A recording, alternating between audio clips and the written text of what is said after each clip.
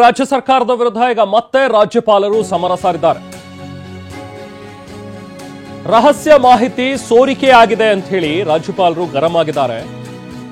ಹಾಗಾಗಿ ತನಿಖೆ ನಡೆಸಿ ವರದಿ ನೀಡಬೇಕು ಅಂತ ಹೇಳಿ ರಾಜ್ಯಪಾಲರು ಒಂದು ಪತ್ರವನ್ನು ಬರೆದಿದ್ದಾರೆ. ಲೋಕಾಯುಕ್ತರು ಬರೆದಂತಹ ಪತ್ರ ಸಂಪುಟಕ್ಕೆ ಹೇಗೆ ಸಿಕ್ತು ಅನ್ನೋದು ಪ್ರಶ್ನೆ. ಸೊ ಸಿಎಸ್ ಆಗಿರುವಂತಹ ಚೀಫ್ ಸೆಕ್ರೆಟರಿ ಶಾಲಿನಿ ರಜನೀಶ್ ಹಾಗೂ ಲೋಕಾಯುಕ್ತ ಎಸ್ಐಟಿಗೆ ಪತ್ರವನ್ನು ಬರೆದಿದ್ದಾರೆ. ತನಿಖೆ ನಡೆಸಿ ವರದಿ ನೀಡಬೇಕು ಅಂತ ಹೇಳಿ ಗವರ್ನರ್ ಸೂಚಿಸಿದ್ದಾರೆ. ಮುಡಾ ಕೇಸ್ನಲ್ಲಿ ಸಿಎಂ ವಿರುದ್ಧ ಪ್ರಾಸಿಕ್ಯೂಷನ್ ವಿಚಾರಕ್ಕೆ ಸಂಬಂಧಪಟ್ಟಂತೆ ಬಿಜೆಪಿ ನಾಯಕರ ವಿರುದ್ಧವೂ ಕೂಡ ಪ್ರಾಸಿಕ್ಯೂಷನ್ಗೆ ಸಲಹೆ ಬಂದಿದೆ. ರಾಜ್ಯಪಾಲರಿಗೆ ನಿರ್ಣಯವನ್ನು ರವಾನಿಸಿತ್ತು ಸಚಿವ ಸಂಪುಟ.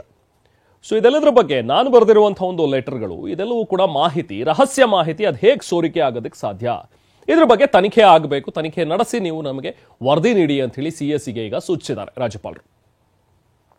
ಹೆಚ್ಚಿನ ಮಾಹಿತಿ ನಾವು ಪ್ರತಿನಿಧಿ ಪ್ರಸನ್ನ ನೀಡ್ತಾರೆ. ಪ್ರಸನ್ನ, ಈಗ ಗವರ್ನರ್ ಕೊಟ್ಟಿರುವಂತಹ ಒಂದು ಆದೇಶ ಅಂದ್ರೆ ತನಿಖೆ ಮಾಡಿ ವರದಿ ನೀಡಿ ಅಂತ ಹೇಳಿ ಸಿಎಸ್ಸಿಗೆ ಹೇಳಿದ್ದಾರೆ.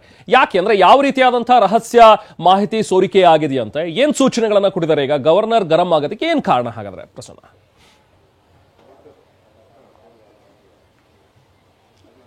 ರೆಹಮಾನ್, ಇದೀಗ ರಾಜ್ಯ ಸರ್ಕಾರ ಮತ್ತು ರಾಜ್ಯಪಾಲರ ನಡುವಿನ ಸಮರ ಮತ್ತೊಂದು ಸುತ್ತಿಗೆ ಹೋಗ್ತಾ ಇದೆ. ಬೇರೆ ಬೇರೆ ರೀತಿಯ ತಿರುವುಗಳನ್ನ ಪಡ್ಕೊಳ್ತಾ ಇದೆ ಮತ್ತು ರಾಜ್ಯ ಸರ್ಕಾರದ ಪ್ರತಿ ನಡೆಯನ್ನು ಕೂಡ ರಾಜ್ಯಪಾಲರು ಪ್ರಶ್ನೆಯನ್ನ ಮಾಡ್ತಾ ಇದ್ದಾರೆ. ಅದರಲ್ಲೂ ತಾಂತ್ರಿಕವಾಗಿ ಏನೇನು ರಾಜ್ಯಪಾಲರ ಅವಕಾಶಗಳಿದಾವೆ ಆ ಎಲ್ಲ ಆಧಾರವಾಗಿ ಇಟ್ಕೊಂಡು ಇದೀಗ ರಾಜ್ಯ ಸರ್ಕಾರವನ್ನ ಪ್ರಶ್ನೆ ಮಾಡ್ತಾ ಇರುವಂತಹ ರಾಜ್ಯಪಾಲರು ಇದೀಗ ಸರ್ಕಾರದ ನಡೆ ಬಗ್ಗೆ ಮತ್ತು ಕ್ಯಾಬಿನೆಟ್ ತೆಗೆದುಕೊಂಡಿರುವಂತಹ ನಿರ್ಣಯಗಳ ಬಗ್ಗೆ ಒಂದಷ್ಟು ಗರಂ ಆಗಿದ್ದಾರೆ, ಕೆಂಡಾಮಂಡಲರಾಗಿದ್ದಾರೆ. ಮೂಡಾ ಪ್ರಕರಣದಲ್ಲಿ ಯಾವಾಗ ಸಿದ್ದರಾಮಯ್ಯನವರ ವಿರುದ್ಧ ಪ್ರಾಸಿಕ್ಯೂಷನ್ಗೆ ಕೊಡಲಾಯಿತು, ಇದರ ವಿರುದ್ಧ ಕ್ಯಾಬಿನೆಟ್ ಒಂದು ನಿರ್ಣಯವನ್ನು ತೆಗೆದುಕೊಂಡಿತ್ತು. ಬೇರೆ ಬೇರೆ ಬಿಜೆಪಿ ನಾಯಕರ ವಿರುದ್ಧ ಇರುವಂತಹ ಪ್ರಾಸಿಕ್ಯೂಷನ್ ಪೆಂಡಿಂಗ್ ಕೇಸ್ಗಳನ್ನ ಮುಂದುವರಿಸಬೇಕು ಅನ್ನುವಂತಹ ಆಗ್ರಹವನ್ನ ಮಾಡಲಾಗಿತ್ತು. ಆ ನಿರ್ಣಯ ನಿಮಗೆ ಮಾಹಿತಿ ಹೇಗೆ ಸಿಕ್ತು ಅನ್ನುವಂತಹ ಪ್ರಶ್ನೆಯನ್ನ ಇದೀಗ ಮೂಲಭೂತವಾಗಿ ರಾಜ್ಯಪಾಲರು ಎತ್ತಿರುವಂತದ್ದು. ಪ್ರಾಸಿಕ್ಯೂಷನ್ಗೆ ಕೇಳಿರುವಂತದ್ದು ಲೋಕಾಯುಕ್ತ, ರಾಜ್ಯಪಾಲರಿಗೆ ಪತ್ರವನ್ನ ಗೌಪ್ಯವಾಗಿ ರವಾನೆ ಮಾಡಲಾಗಿರುತ್ತೆ. ಈ ಅಭಿಯೋಜನಾ ಮಂಜೂರಾತಿಯನ್ನ ಕೇಳಿರುವಂತಹ ಲೋಕಾಯುಕ್ತ ಯಾವುದೇ ರೀತಿಯ ಮಾಹಿತಿಯನ್ನ ಮಾಧ್ಯಮಗಳಿಗೆ ಬಿಡುಗಡೆ ಮಾಡಲ್ಲ ಅಥವಾ ಬೇರೆ ಯಾರಿಗೂ ಕೂಡ ಅದನ್ನ ಕೊಟ್ಟಿರಲ್ಲ. ನೇರವಾಗಿ ಗೌಪ್ಯವಾದಂತಹ ಮಾಹಿತಿಯನ್ನ ರಾಜ್ಯಪಾಲರಿಗೆ ಕೊಟ್ಟಂತಹ ಈ ಮಾಹಿತಿ ಹೇಗೆ ರಾಜ್ಯ ಸರ್ಕಾರದ ಕೈಯಲ್ಲಿ ಸಿಕ್ತು, ಲೋಕಾಯುಕ್ತ ಮತ್ತು ರಾಜ್ಯಪಾಲರ ನಡುವೆ ರಾಜ್ಯ ಸರ್ಕಾರ ಮತ್ತು ಸಚಿವ ಸಂಪುಟ ಹೇಗೆ ಬಂತು ಅನ್ನುವಂತ ಪ್ರಶ್ನೆಯನ್ನ ಎತ್ತಿದ್ದಾರೆ.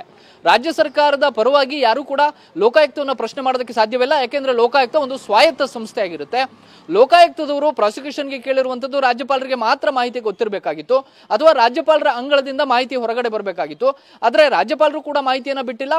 ಹಾಗಿದ್ರೆ ಲೋಕಾಯುಕ್ತದವರೇ ರಾಜ್ಯ ಸರ್ಕಾರಕ್ಕೆ ಮಾಹಿತಿ ಕೊಟ್ರ ಅನ್ನುವಂತ ಒಂದಷ್ಟು ಪ್ರಶ್ನೆಗಳನ್ನ ಎತ್ತಿದ್ದಾರೆ. ಇದಕ್ಕೆ ತಕ್ಷಣವೇ ನೀವು ಒಂದು ವಿಚಾರಣೆಯನ್ನ ನಡೆಸಿ ನನಗೆ ಮಾಹಿತಿಯನ್ನು ಕೊಡಬೇಕು, ಹೇಗೆ ಮಾಹಿತಿ ಸೋರಿಕೆ ಆಯಿತು ಅನ್ನೋದ್ರ ಬಗ್ಗೆ ನನಗೆ ಸಂಪೂರ್ಣವಾದ ವಿವರಣೆಗಳು ಬೇಕು, ಇದರ ಬಗ್ಗೆ ನಾನು ತುಂಬಾ ಕ್ಯೂರಿಯಸ್ ಆಗಿದ್ದೀನಿ ಅನ್ನುವಂತ ಪದವನ್ನ ಬಳಕೆ ಮಾಡಿದ್ದಾರೆ.